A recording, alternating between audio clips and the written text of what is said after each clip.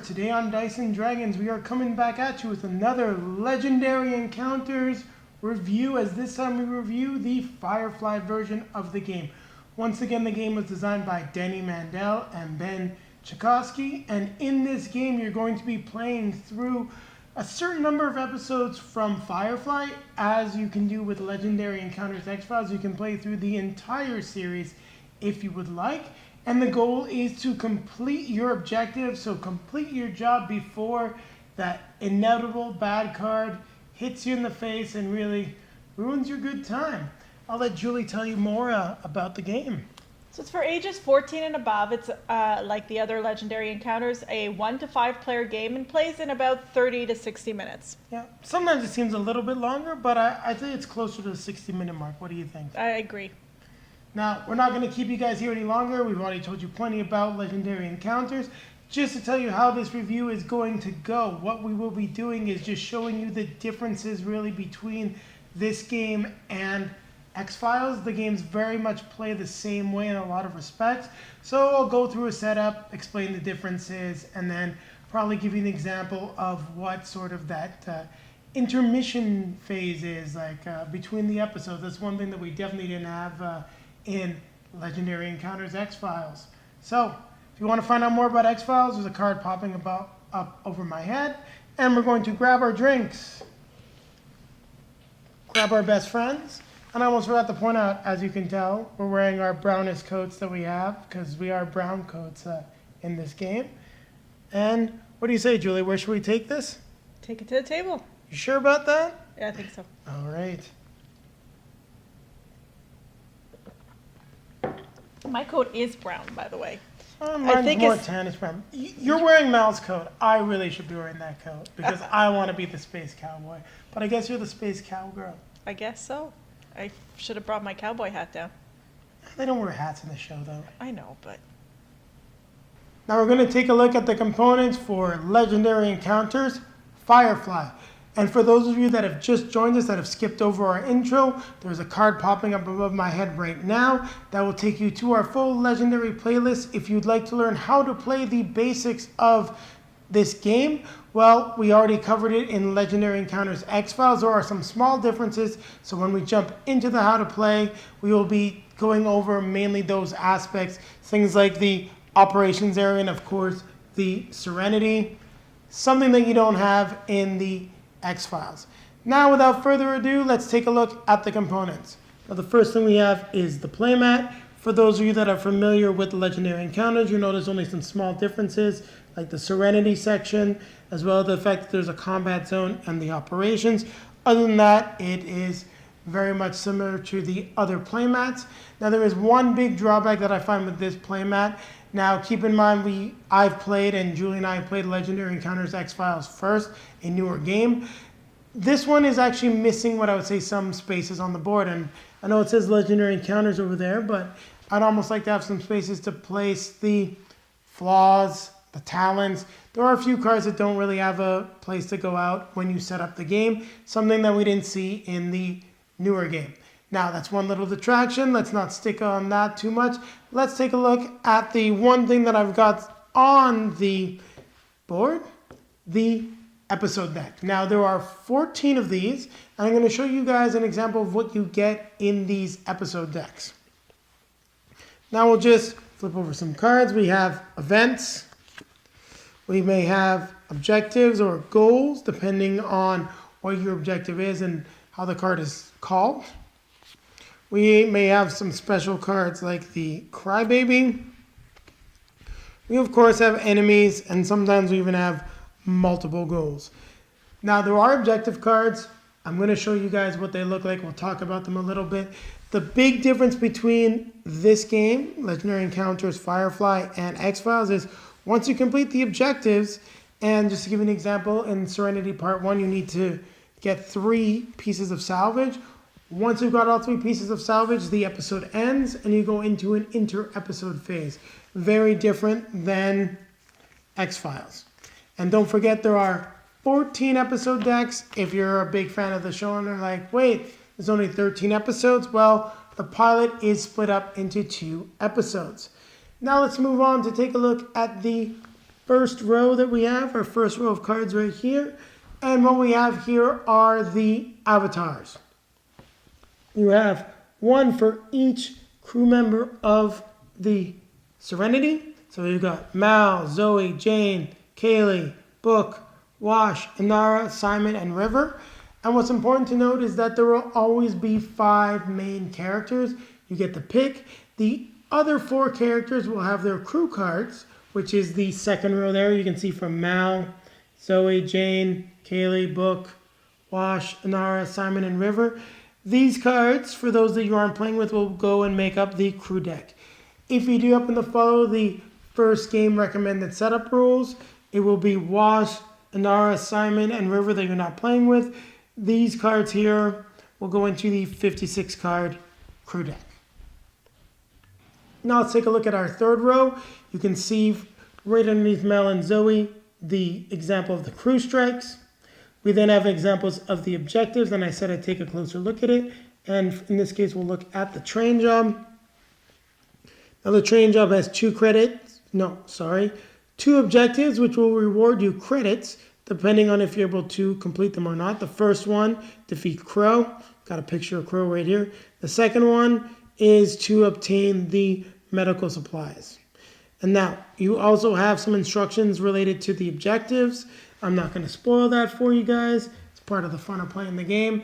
But suffice it to say, if you're playing the train job, once those 2 objectives have been completed, the game ends. Well, not the game, that part of the game ends. You complete that episode. Next, we have the brown coats, which come in all 5 colors. They are your coordinate cards. They give you 2 purchasing power, and there's 1 for each class type. We then have the talents and the flaws. I only took an example of 1 of each. And then here you've got the example of side jobs. Now, depending on the amount of players that you have, it will depend on the amount of side jobs you deal in and where you actually deal them in. So for example, if you're playing with 2 players, you will only be using 1 side job, and you will deal that into the first episode deck.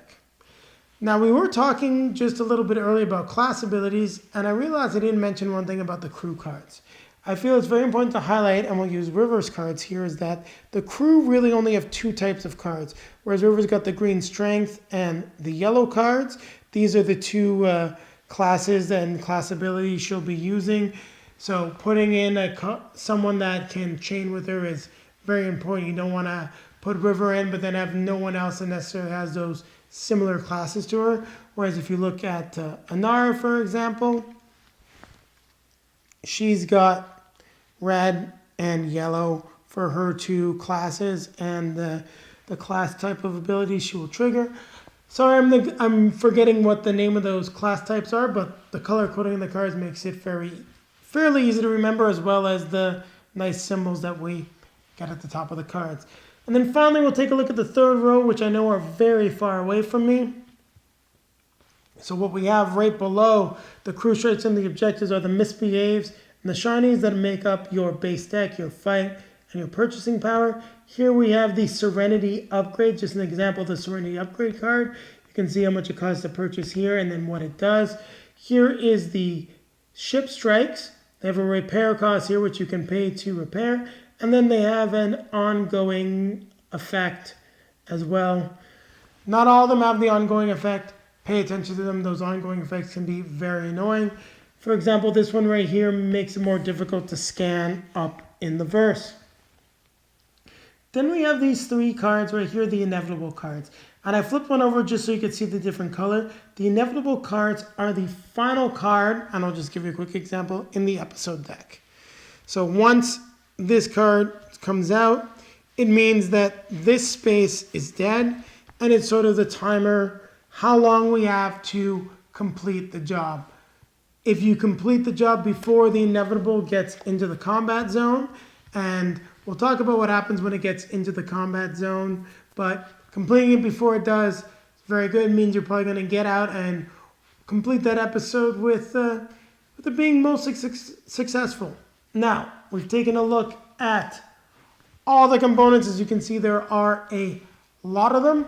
Now we're going to take a closer look at the board and how to set up the game, and then talk about some of the differences between this and Legendary Encounters X-Files, and then we'll get into our review of the game.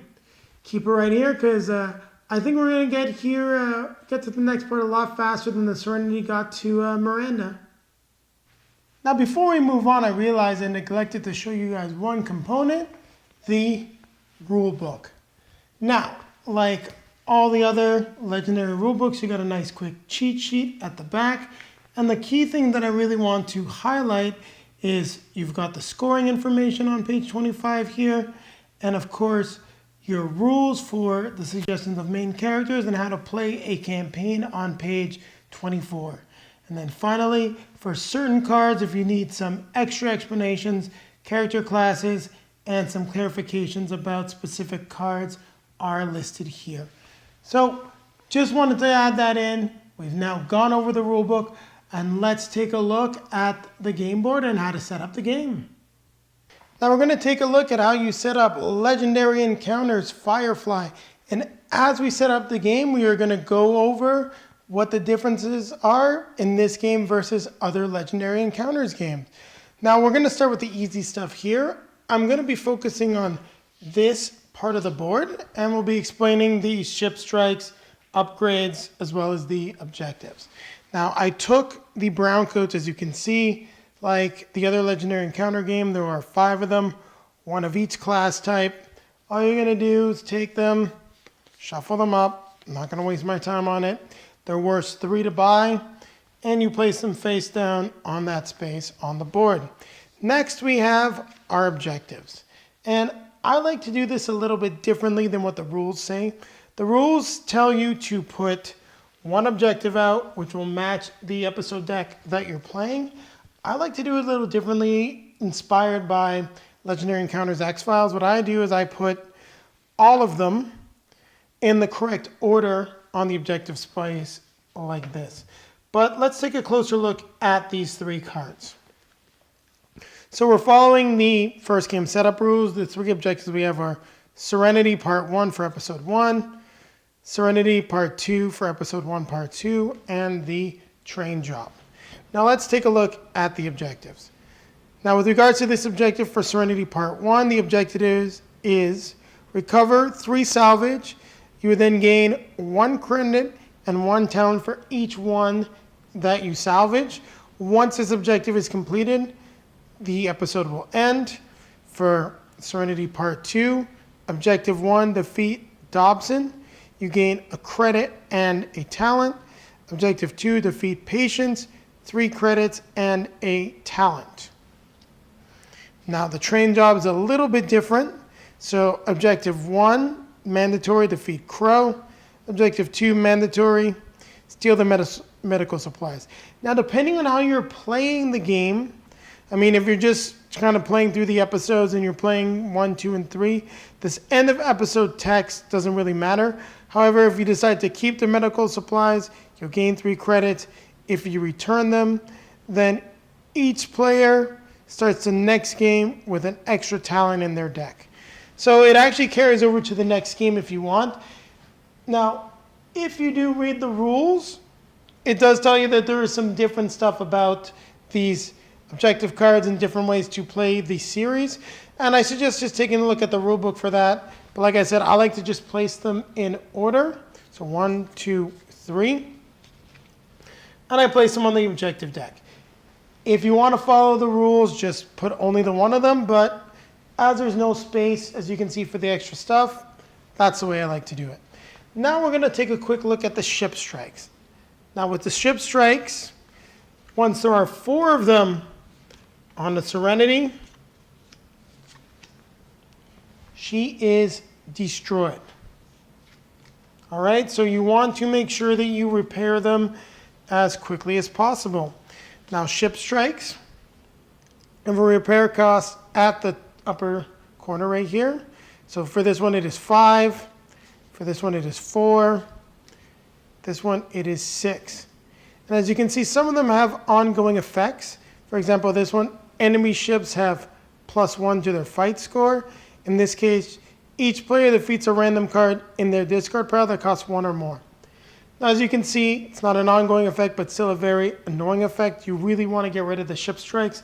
Now, there is a credit value marked next to each space here, and I'll put these down. Actually, I'm going to shuffle them up, place them where they need to go, get them out of the way, then the ship strike area.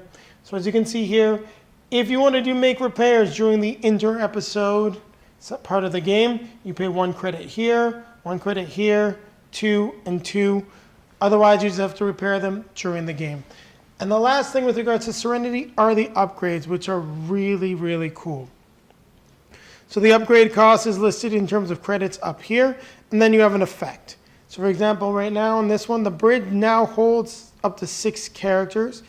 If you lose this upgrade, put a character from the bridge on the bottom of the deck, because you can always lose the upgrades. This is very cool. This one costs 4 credits. Once each turn, you pay 2 less to scan a space, meaning it makes it a lot easier to scan the verse. And then let's take a look at this one. Once a turn, when a player coordinates with you, you may play an additional virtual copy of that card. Great way to stack some very cool abilities. And that's one of the things that I do really like about the upgrades. So double check the rulebook if you have any more questions about them and how you can lose them. But from what I've understood, if I'm not mistaken, it is when you take damage, you can potentially lose your upgrades. So you want to not take too many of those ship strikes. Now we're going to take this, put it up here, and we have now set up the left half of the board. So we'll quickly take a look at the crew deck, the crew strikes, and the episode deck will have its own quick section. So keep it right here, and we're coming right back. Now we're going to set up the crew deck and the crew strikes. And we'll take a quick look at the crew strikes for those of you that are not familiar. So you will see that there is a damage value at the bottom corner of the card.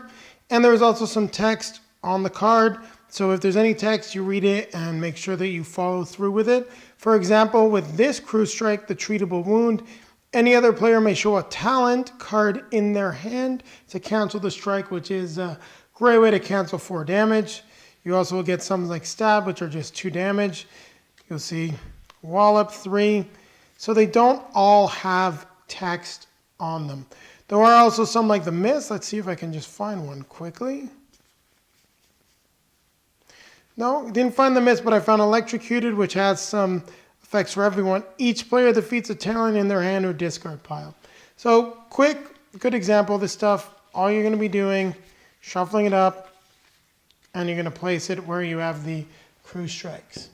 Now, as we stated, I'm doing the first game setup. So the 4 crew members that are not going to be part of my main characters are going to be Simon, River, Inara, and Wash. They make up the crew deck. All I'm going to do, stack the cards, shuffle them up, and I'm not going to do the greatest job because I don't want to spend too much time on this part, as I really want to get into the nitty-gritty of the game and some of the other sectors. All right.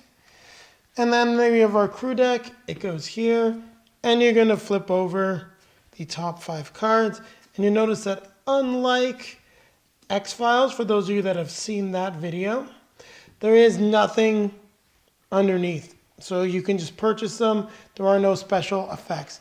And that's how you're going to set up the crew deck and the crew strikes.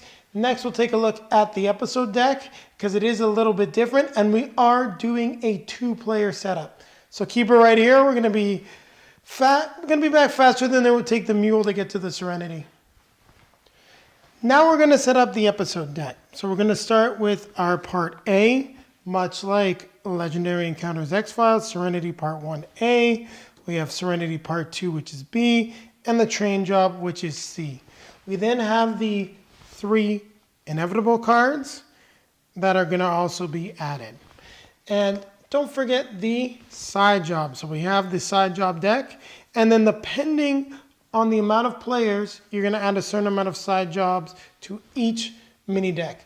So the purposes of this, we're going to do a 2-player setup, meaning we're going to add 1 side job per mini deck. After that, we shuffle up the decks. and then we'll randomly place an inevitable card into the deck. So just shuffle them up.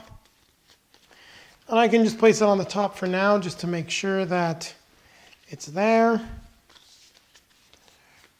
Here is our second episode deck. And then we have, put this over here, shuffle this up quickly, and we have the third. Now, the way the game suggests setting it up is you take your episode deck, you place the inevitable card at the bottom with the rest of your deck at the top, and you would then leave these two other decks separate, and then once you've completed the objective, you would then add the new episode deck on there. But taking a little bit of inspiration from Legendary Encounters X-Files and not liking to have all my stuff to the side, I find that what I like to do personally is I just stack them all up.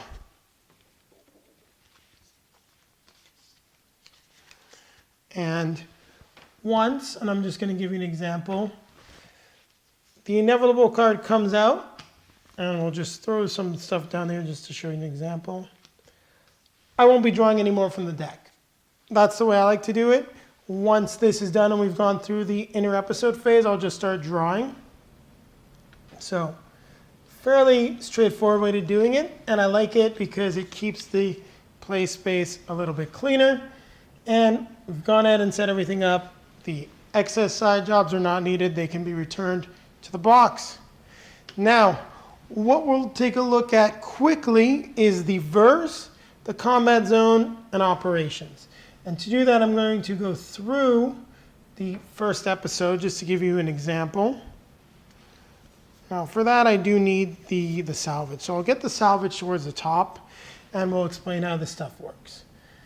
So, as always, there's the episode phase, then the action phase where you can recruit guys, and then the strike phase. So the strike phase will once again occur when something is in the combat zone. All right, so we'll just set up this verse here. We'll flip over some cards. So for example, let's say we scan 2 on our turn. We reveal the salvage. This then, you read what it says, reveal, move to operations.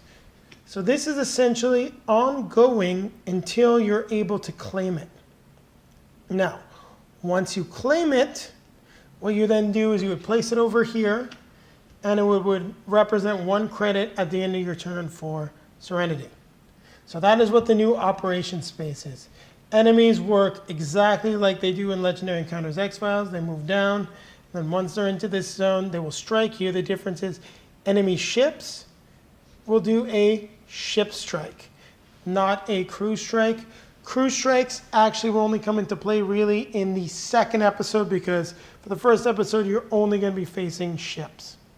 All right, so that's just an explanation of the verse, the combat zone operations, and setting up your episode deck. What I'm going to do is I'm going to just clean everything up, and we'll take a look at how you set up your characters, and that'll be the last thing we do before a review. So keep it right here because Wash is going to kick in the afterburners as we rush to complete this job. Now we're going to take a look at the characters and the 2-player setup for Legendary Encounters Firefly.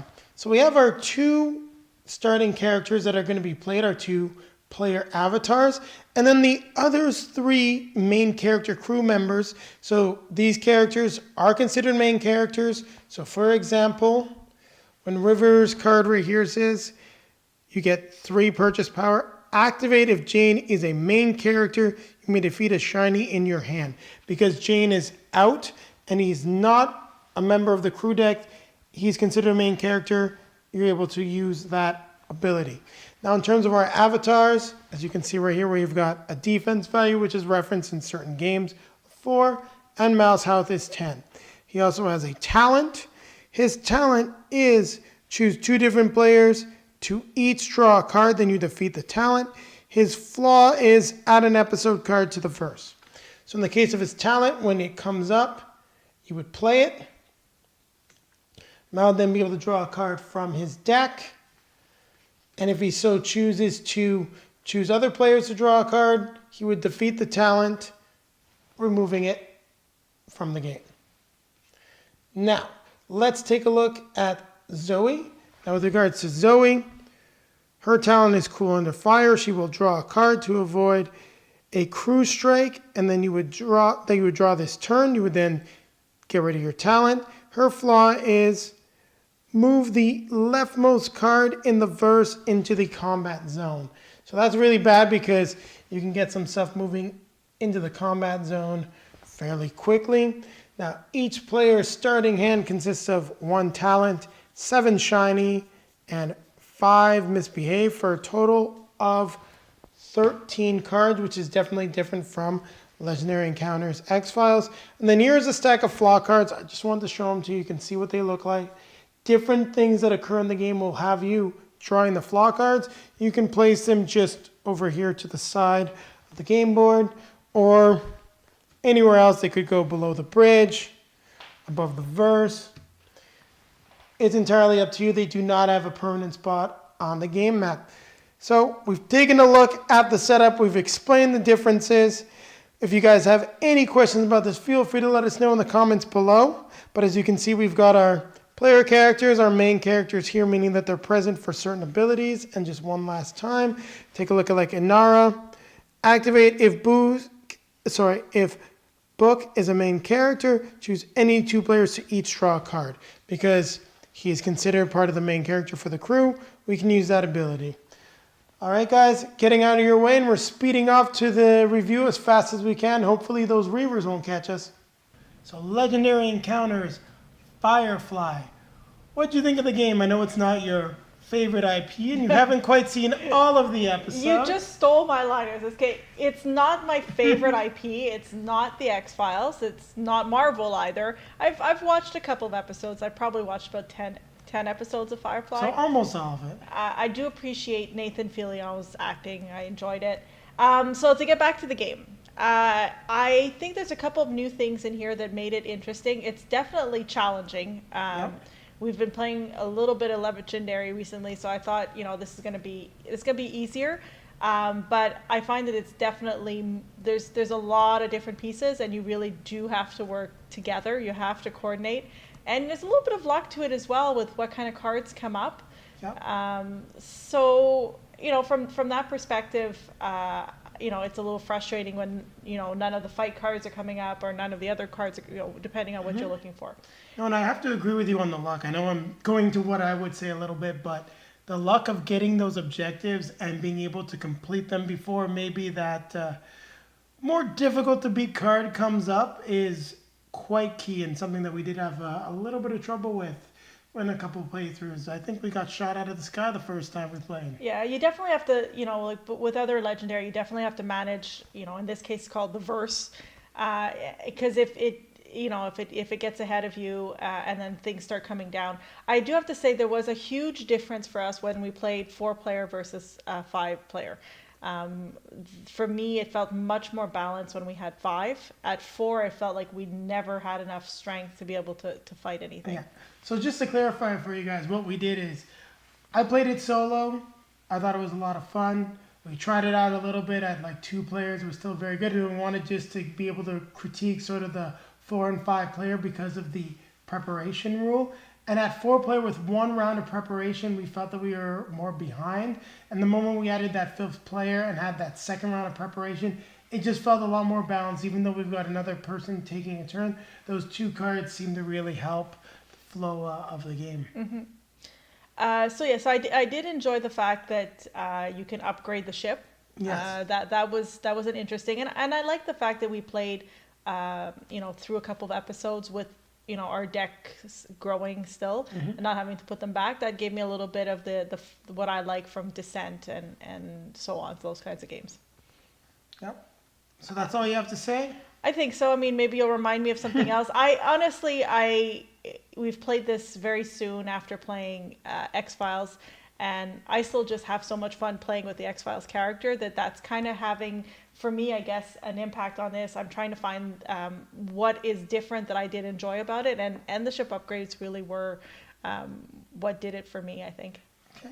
So what I really like about the game, and I do think that in a lot of ways, I find that it's maybe a little bit of a superior game to the X-Files, in my opinion, And the only reason for that is I really prefer sort of the talents and the flaws.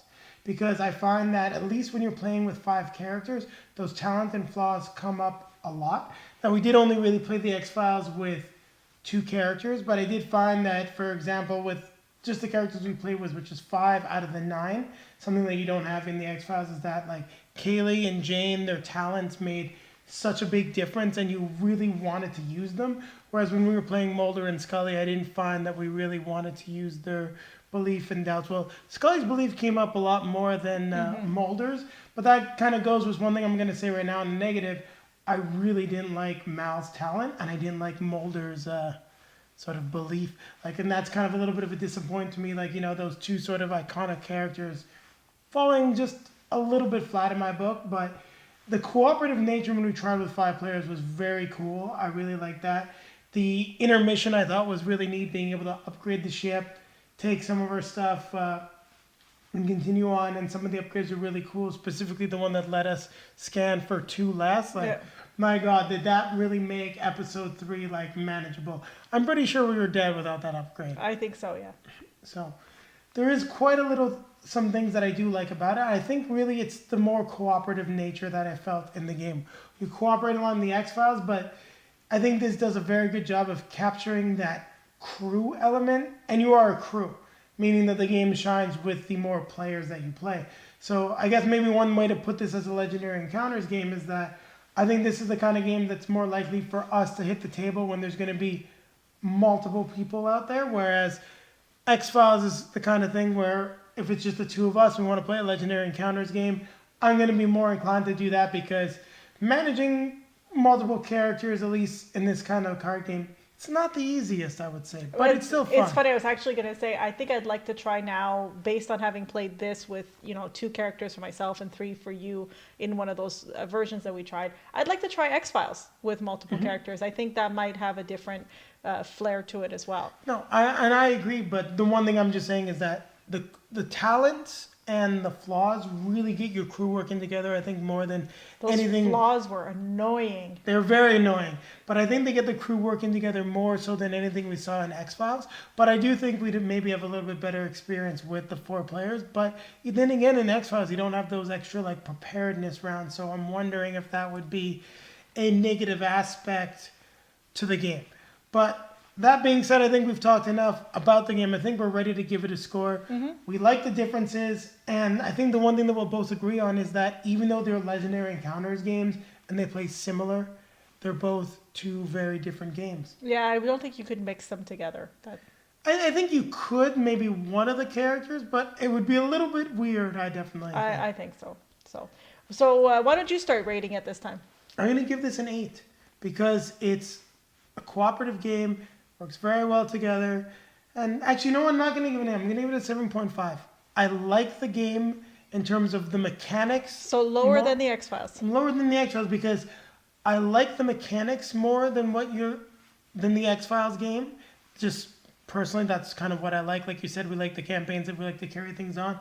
But I'm going to give it that 0.5 point of a knock because this is a 1 to 5 player game, and I played it at 1 and it felt really easy. And then sort of at like 2, 3, and 4, it felt like we were missing players. Well, we didn't really play it at 3, but it just kind of felt like you were missing people. So the fact that it's listed as 1 to 5, and I think it shines at 5, does kind of give it a little bit of a knock for me, even though I might personally enjoy it more and enjoy some of the mechanics. The fact that X-Files really feels like a 1, 2, 3, 4, 5 player game gets it that a little extra point above for me. Yeah, so it's definitely a 7.5 for me. I want to like it more. I feel like I should be liking it more. But I finished playing the game. I was like, oh, well, we won some games. Maybe it's also because and this may upset you, I didn't love the art. I think the art compared to, Marvel and X-Files, I didn't like the art here. I could kind of see the resemblance of the characters, but I felt like it didn't really tie into the IP as much as I would have liked. Oh, and I think you brought up probably the other reason I gave it that, that little bit of a negative, that 8.0 to 7.5. The art on the avatar cards, amazing, fantastic. They do not use it all the way through. The art definitely is a big negative in this game, especially for those fans that have read any of the Dark Horse comics. There's some great Firefly art out there, and you should have just licensed the art from Dark Horse Comics if you wanted the hand-drawn style art, or get the screenshots from the show. You've got the license. Why wouldn't you go with that? And that is definitely a good detractor, and I think maybe something I was feeling that I didn't actually express when I gave my score. And I think we covered it. Sorry about that little hiccup there, guys. But as you know, please comment, subscribe. Let us know what's going on. And if you like the video, like it. Give us your feedback. We really do appreciate it. You'll be seeing links to our other videos above our heads. So for those of you that love Firefly, we did cover Firefly Adventures. I don't know if Sam and I are wearing brown coats on that one. I don't think so. But you can find that review above. And we'll definitely be coming back at you guys next week with some more reviews. So that being said, what do we do, Julie? Grab our drinks. What else we do? Grab our best friends. Keep playing games. I almost beat you on that one. That was pretty synchronized. I know. It's like I'm living in your head. This is cooperative, and we really have to work together and coordinate, something that we don't always do the best. You don't like coordinating with me. That's the problem. You don't like coordinating with me. That's the problem. You just don't like doing what I ask you to do. And honestly, guys, what guy likes that? What guy likes that?